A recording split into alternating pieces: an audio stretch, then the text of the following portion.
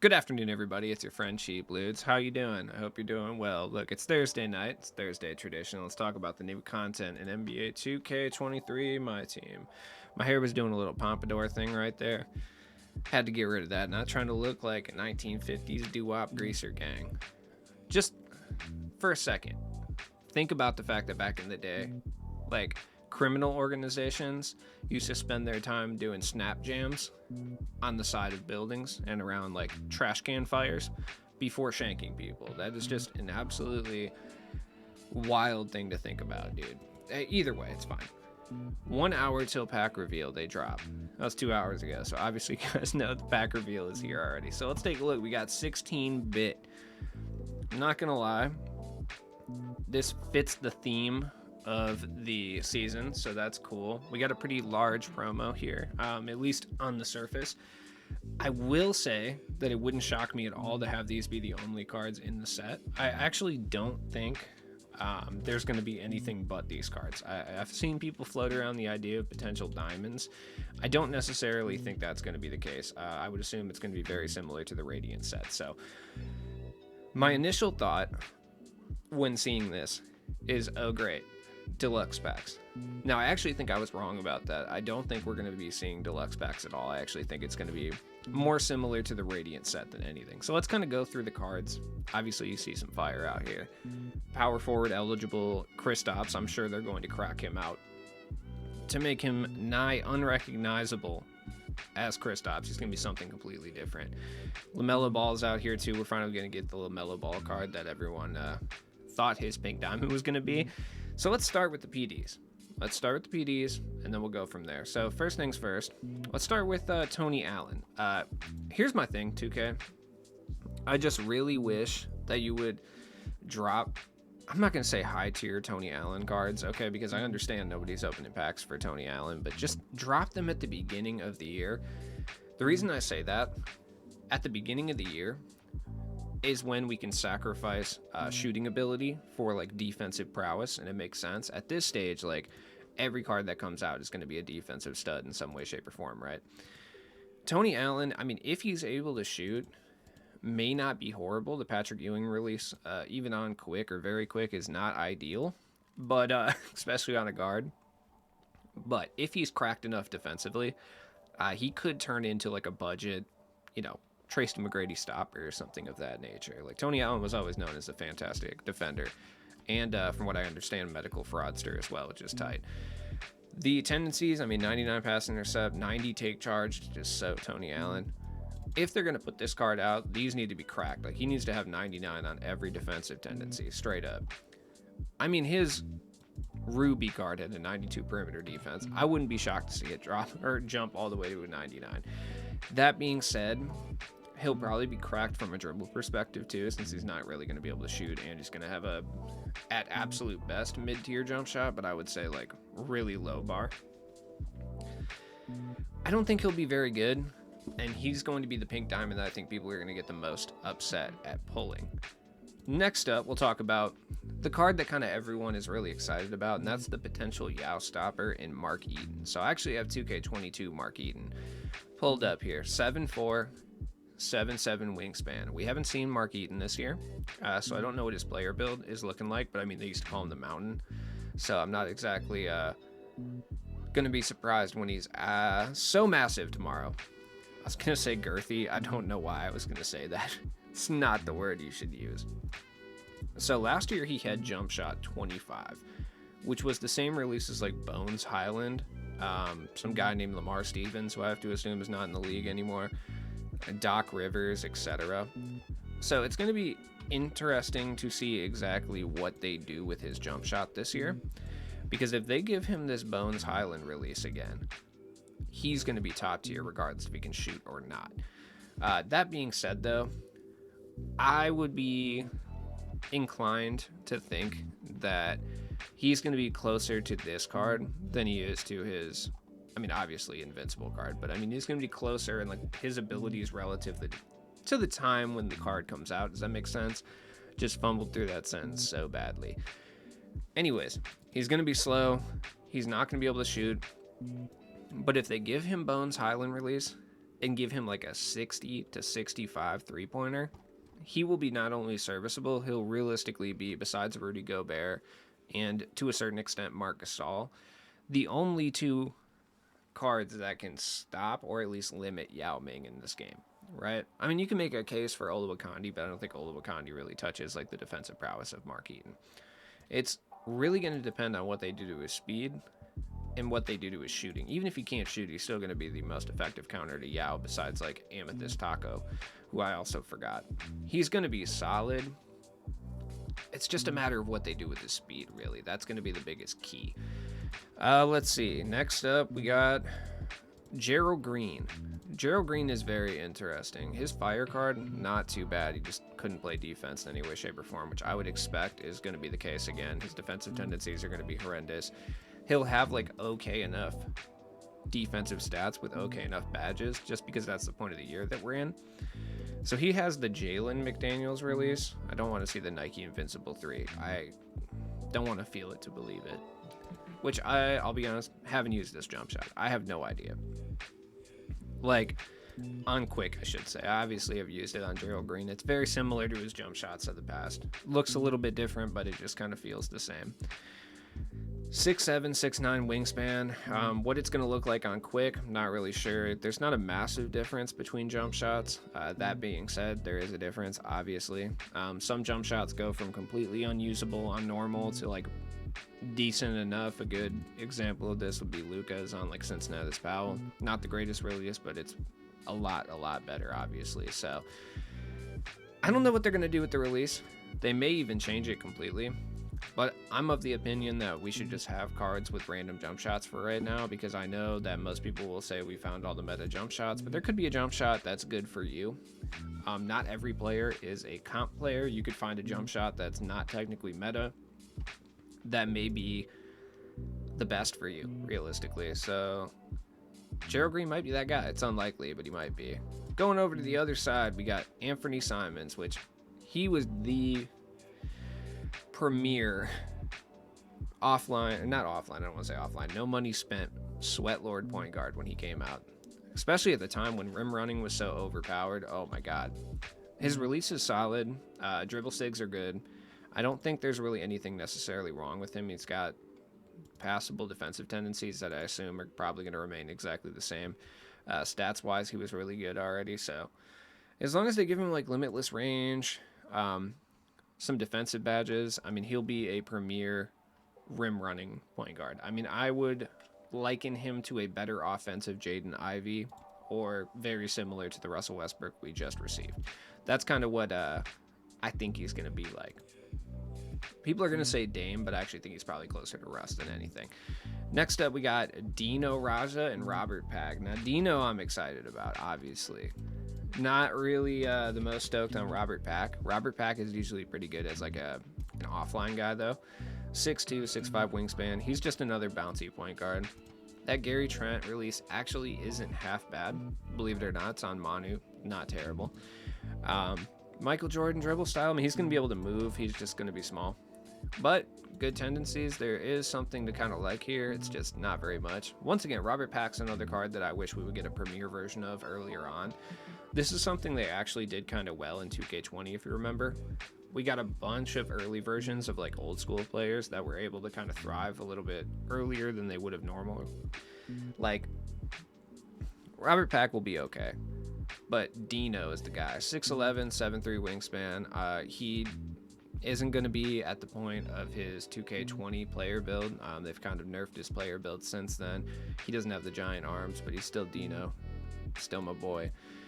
I honestly could not tell you what they're going to do to this card. I have no idea. Truly. I don't know. Like, I don't think they keep default small as a release, because this is the worst release. I hate it so much. I would assume they change it. Change it to what? I don't know. But I would assume they change it in some capacity. I think they probably give him Michael Jordan dribble style with no dribble moves. That would be my assumption. He's going to have like an 86 ball handle. Shooting's going to be his downfall. He'll have like a 75 3-pointer, which is more than usable. I could be wrong. They could juice him out to the max, but I guess we'll wait and see here. Now, Jonathan Isaac and, I mean, Rudy, we just kind of know already, you know? Like, we know what to expect from these guys. Jonathan Isaac is going to be an absolute beast on the defensive end. He's also just going to be, I would say, the perfect 3-and-D combo forward. He's going to be able to play the power forward or the small forward incredibly well. I've always preferred Jonathan Isaac at the power forward personally, but I'm not exactly a high-tier player, so I don't really think it matters all that much. But the jump shot, I think, is really good this year. I like where this is going. This card's going to be really good. The question is, how expensive is he going to be? I'm going to wager probably between 35 and 50k, roughly. It depends how cracked they give him, though. Like, if he's moving, like I think it's possible that he moves, he may be more expensive than that, but we'll see. Rudy's going to be interesting. He doesn't play the shooting guard yet, which I think is good. I don't know how good this card is going to be, but I would assume he's going to be solid. I mean, Billy Knight has his release. It's gas. Terry obviously has his release. CJ Miles. Shout out to CJ Miles. That's the homie. Trey Young dribble style, which I actually didn't mind on him, but I'm assuming they just gave him MJ. That would be my guess. He's going to be cracked. There's nothing wrong with Rudy. It's usually just his defense that's the issue. And as long as they tweak that a little bit, he'll be fine. This dude was my small forward forever for the last 2 years. It's not exactly surprising that I'm going to like this card. Kyle Korver and Michael Porter Jr. are going to be interesting, though. So Korver is going to be a fun one because we typically get a Korver around this point. But it's going to be interesting to see what they do with Korver specifically, because we're at a point in the year when, you know, just a pure three-point guy cannot exist. Like, they won't use him, you know? So I wonder what they do. I'm assuming he plays really, really good defense, and his release will either be on quick or very quick. What did they give LeBron? That's a good indication. Quick, so it'll be on quick for sure. They're not going to give him very quick, I don't think. The only way they would give him very quick is if they did not juice up his defense. Does that make sense? He'll be solid enough. He's just not going to... I mean, he had an 82 ball handle off rip. He just didn't have dribble moves. He had Michael Jordan dribble style? No, never mind. I stand corrected. He's going to be very, very good offensively. It's just not going to be that great defensively, but 6'7", 6'9" wingspan with that release, passable. Passable at absolute worst. Michael Porter Jr., 6'10", 7-foot wingspan. Whereas Jonathan Isaac is going to be more of a defensive stopper. Michael Porter Jr. is going to do basically the exact same thing, but just be the offensive version of Jonathan Isaac. The release is solid. I don't think there's an issue with it whatsoever. His defensive tendencies are bad. They're going to juice up his shooting and finishing. He'll be lacking in playmaking and defensive badges. But even then, I mean, he had gold clamps. He was glitched, though. So I'm interested to see what they're going to do with MPJ.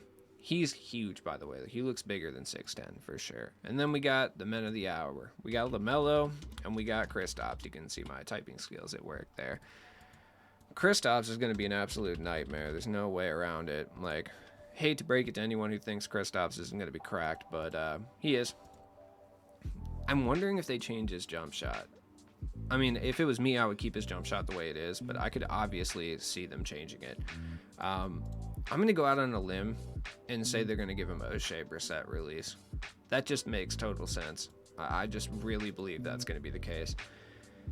His only hang-up is going to be dribbling, but that would be under normal circumstances, but they just made D-Rob like one of the top dribbling cards in the game, so I actually believe... I wouldn't say top dribbling card, but they gave him like meta dribble moves, right? So he'll have Michael Jordan dribble style. He'll have dribble moves. Like, Kristaps is going to move extremely well. 99 contest, 99 block too. That's not going anywhere, I can tell you that. Kristaps is going to be the best power forward in this game, bar none. And even at center, he's probably going to be top 2, I would say. He's going to be worse than Yao to a certain extent. Worse is a bad way to put that. He's going to be less meta than Yao. But he'll probably be just as good, honestly, just a shade under it. Kristaps is going to be straight up monstrous, man. I'm not excited for Kristaps in any way, shape, or form. I am excited to make human cigarette jokes, I guess, but I've had Chet Holmgren for that, so it doesn't really matter. Now, LaMelo is going to be interesting. I really want to know what they're going to do with LaMelo here. Now, the reason I say that is because he already has the base of being the best point guard in the game. Like 6'7", 6'10" wingspan, so he's big enough, obviously, to hang with like a Magic or a Ben Simmons. 6'7" probably still can't hang with Ben Simmons, though. Ben Simmons is just too big, man. They should not have released that card. I'm sorry. But 99 pass intercept, 95 on-ball steal tendency, and this is just on the PD. The one thing about tendencies is if they already have good tendencies, they're likely not to change them, because tendencies and SIGs are what they're going to use in the coming months to differentiate cards and make you buy new versions of them. So they're likely to just leave these basically the same, maybe raise them a little bit, but they've been leaving them the same realistically.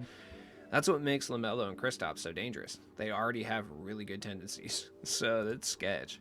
Like, the contest shot at 50, it could be better for sure, but 99 pass intercept, 95 on ball steal, if they give him the right animations, whew. He's got the LaMelo Ball motion style. They're going to juice all this, though. Like, I'm assuming he'll have Michael Jordan dribble style. They may give him Chris Paul. I guess we'll see. But I'm assuming they keep it straight at Michael Jordan. Everyone likes that.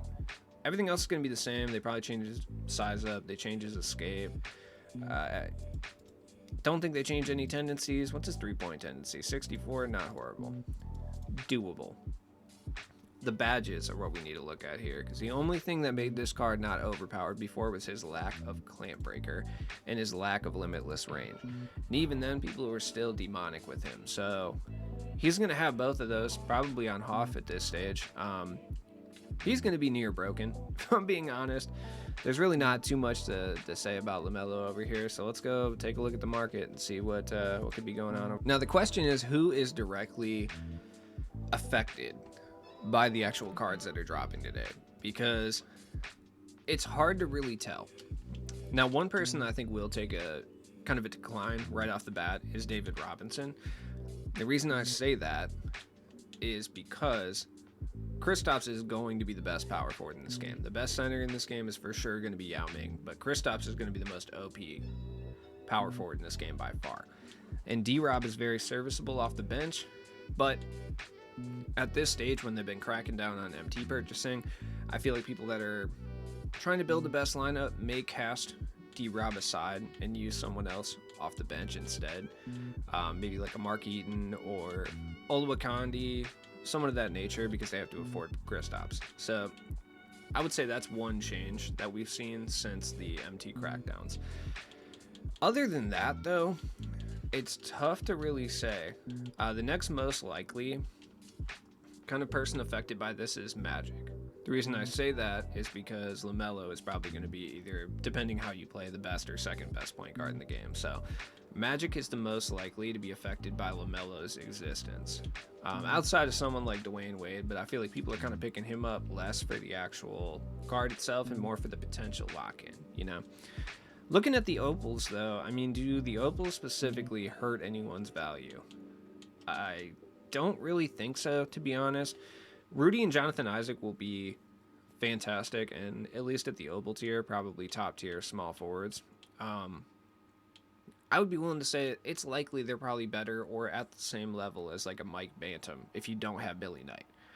You know, Michael Porter Jr. I feel like is probably a shade below, but I could be wrong. They've gassed Michael Porter Jr. in the past, but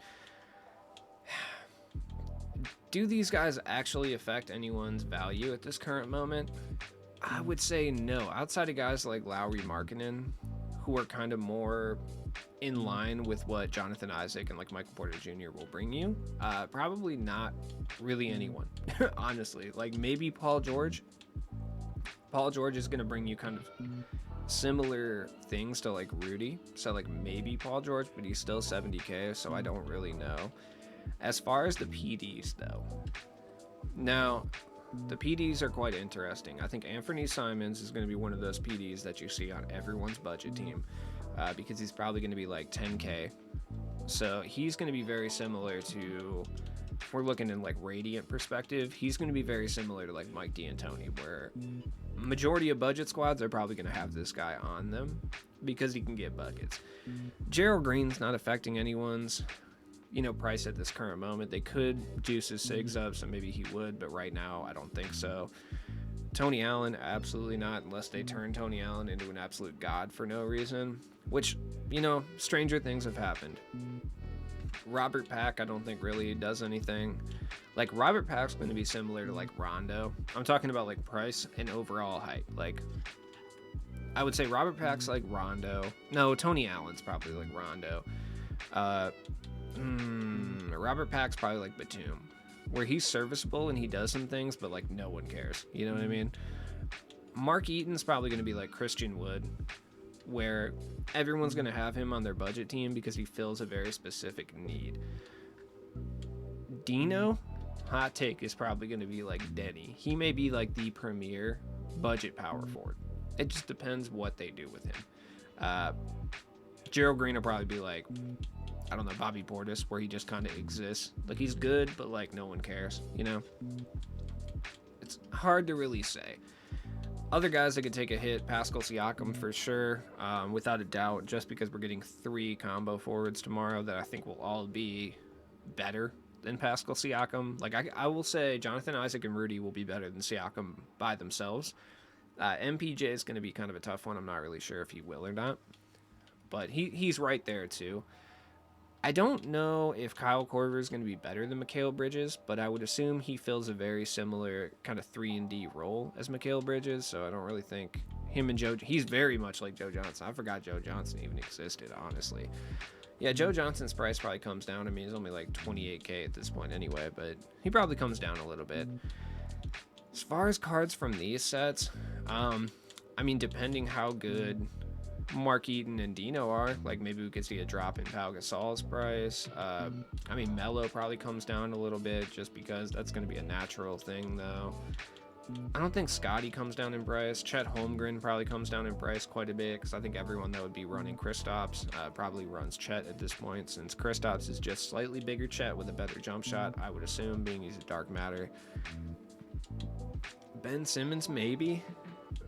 I feel like he's so uber specific that it's probably not likely he goes down in price, but depending how good LaMelo is, it's possible that people will part ways with both Magic and him to get LaMelo and just run someone else like Denny off the bench. Like, that's very possible. I guess we'll wait and see. Dirk, I would say Dirk is probably going to be put up quite a bit. You can already see that. Dirk's probably the most likely recipient of the Kristaps hype. That's my guess anyway. Vince Carter, I don't think he really gets affected by this. He's still like the second best shooting guard in the game, or at least one of them. I would say probably third. I think Billy Knight's probably up there, but whatever. I'm interested though. Regardless, it's been your friend Cheap Ludes. Look, I'm going to open a bunch of packs tomorrow. Gonna have a miserable time. I have to somehow figure out a way to get 70K in a night because I'm at like 132, and that's just a pitiful pack opening. So hey, if you want to donate to the channel, help your boy out, there's some donation links down in the description. You know, you could help me out, open some packs, or I'm gonna open these pitiful amount of packs. Hopefully we get lucky. So peace.